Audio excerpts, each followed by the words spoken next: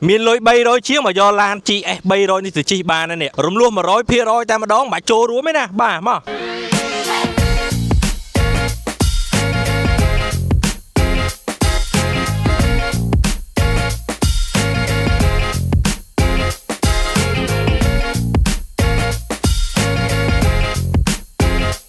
សម្រាប់បងប្អូនយើងចង់បាន GS យកទៅប្រើប្រាស់ថ្ងៃនេះយើងមាន2គ្រឿងសម្រាប់ឲ្យបងប្អូនយើងជ្រើសរើសចង់បានមាសយកមាសចង់បានពណ៌គិចខ្យងយកពណ៌គិចខ្យងឡានយើងរៀបចំហើយរួចរាល់ទាំងពីរតែម្ដងបាទនេះយ៉ាងនេះថ្មីណាបងប្អូនអើយហើយសបកកង់នេះក៏ថ្មីដូចគ្នាដែរហើយខាងក្រៅខាងក្នុងមកមើលមកគឺពេញសាច់តែម្ដងសម្រាប់ GS មកមើលខាងក្នុងមកបន្តិចមើលបងប្អូននេះបាទខាងក្នុងវិញណាពណ៌អានេះគេហៅថាពណ៌ប្រផេះណាបងប្អូនប្រផេះនេះមើលមកស្រស់ស្អាតណាបាទវាស៊ីជាមួយនឹងពណ៌គិចខ្យងតែម្ដងបាទទាំង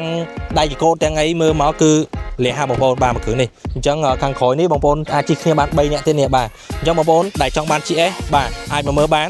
បងរំលោះសុទ្ធ 100% ក៏បានមានឡានចាស់មកវាយដូរក៏បានដូចគ្នាដែរបាទហើយយើងមានបងរំលោះទូទាំង25ខេត្តក្រុងបាទបងប្អូនជាអ្នកធ្វើការអ្នករកស៊ីអីបងរំលោះបានដូចគ្នាចង់ទិញដាច់ក៏បានដែរបាទអរគុណមកមើលមក